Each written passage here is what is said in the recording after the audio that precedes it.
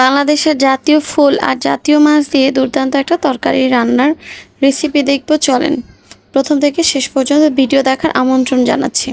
আসসালামু আলাইকুম, কেমন আছেন সবাই? আশা করি ভালো আছেন। আমন্ত্রণ জানাচ্ছি সবাইকে নতুন একটা ভিডিও দেখার জন্য। আজকের ভিডিওতে রয়েছে বাংলাদেশের জাতীয় ফুল দিয়ে জাতীয় মাছটা কিভাবে রান্না করি সেটা দেখার জন্য। যদিও আমি এই তরকারিটা আজকে ফার্স্ট টাইম রান্না করেছি, কিন্তু আলহামদুলিল্লাহ খুব ভালো ছিল। চুলাতে কড়াই বসিয়ে দিয়ে বেশ খানিকটা তেল দিয়ে দিয়েছি। এবার তেলটা গরম হয়ে আসলে তার মধ্যে দিয়ে দিয়েছি পেঁয়াজ কুচি। পেঁয়াজটাকে একটু কাঁচা ভাবটা দূর করে এবার দিয়ে দেব আমার একসাথে ব্যালেন্স করে রাখা পেঁয়াজ এবং রসুন দিয়ে খুব ভালোভাবে নেড়েচেড়ে নিচ্ছি। যখনই পেঁয়াজ রসুনের একটু কাঁচা গন্ধটা চলে যাবে তখন আমি অন্য সব গুঁড়ো মশলাগুলো দিয়ে দেব। পেঁয়াজ রসুনগুলো ভাজা ভাজা হয়ে গেলে এবার দিয়ে দিচ্ছি আমার সব শুকনো মশলাগুলো। প্রথমে দিয়ে দিচ্ছি স্বাদমতো লবণ, হলুদের গুঁড়ো আর মরিচ গুঁড়ো। শুকনো মশলার পাশাপাশি দিয়ে দেব বেশ কয়েকটা কাঁচা মরিচকে 2 ভাগ করে। এবার অনেকক্ষণ নাড়ানাড়ি করব যাতে আমার মশলাগুলো পুড়ে না যায়। যখনই মশলাগুলো একটু ভালোভাবে কষিয়ে আসবে দিয়ে দেব হালকা একটু পানি। পানিটা দিয়ে একটা বলক চলে আসলে আমি দিয়ে দেব আমার কেটে রাখা ইলিশ মাছগুলো। আপনারা চাইলে এখানে ইলিশ মাছগুলোকে ভেজেও রান্না করতে পারেন। আমি যেহেতু ইলিশ মাছটা কাঁচাই সবসময় খুব বেশি পছন্দ করি, রান্নাটা অবশ্যই কাঁচা হলেই বেশি মজা লাগে। আর যদি ভাজা খেতেই হয় তাহলে আমি শুকনো ভাজাটাই বেশি পছন্দ করি।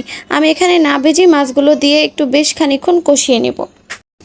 মাছগুলোকে কষানোর জন্য অবশ্যই আমি ঢাকনা দিয়ে ঢেকে রাখবো বেশ কিছুক্ষণ। ইলিশ মাছ বরাবরই খুব কম সময় কষানো হয়ে যায়।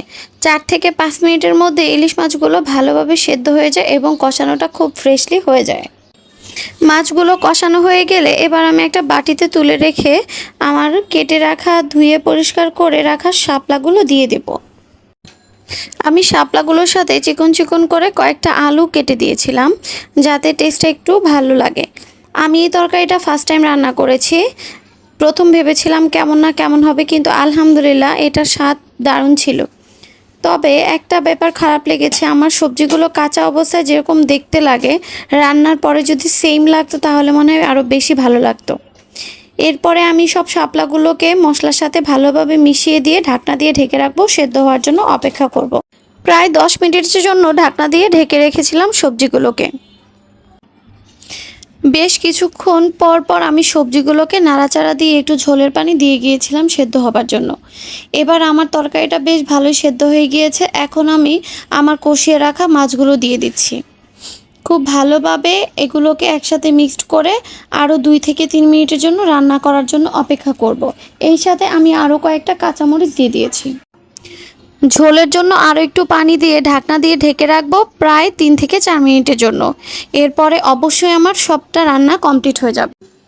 4 মিনিট পরে আমি ঢাকনা খুলে দেখলাম আমার তরকারিটা ঝোলটা ঘন হয়ে এসে মাছ, তরকারি এবং সবজিটা খুব ভালোভাবে সেদ্ধ হয়ে গিয়েছে এবং ফাইনালি আমার তরকারি রান্নাটা কমপ্লিট। আলহামদুলিল্লাহ ফাইনালি আমার জাতীয় মাছ আর জাতীয় ফুলটা রান্না কমপ্লিট।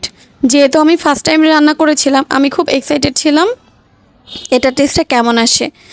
আমি ছোটোবেলায় এটা অনেক খেয়েছি। এই সিজনে আমার আব্বু এটা শাপলা আর ইলিশ মাছ প্রায় আনতো আর আমার আম্মা খুব ভালোভাবে রান্না করতো। আমি যেহেতু কখনোই রান্না করিনি তাই আমি একটু বেশি এক্সাইটেড ছিলাম আসলে এটা স্বাদটা আমার রান্নার স্বাদটা কেমন হয়। আলহামদুলিল্লাহ খুবই মজা ছিল। আপনারা যারা যারা এখনও ট্রাই করেন নাই, আমি আশা করব অবশ্যই আজকের এই রেসিপি ফলো করে খুব দ্রুত ট্রাই করে ফেলবেন, কেউ নিরাশ হবেন না। এতক্ষণ সবাই সঙ্গে থাকার জন্য সবাইকে ধন্যবাদ। পরবর্তী ভিডিও দেখার আমন্ত্রণ জানিয়ে শেষ করছি আজকের ভিডিও। সবাই ভালো থাকবেন, আমাদের জন্য অবশ্যই দোয়া করবেন।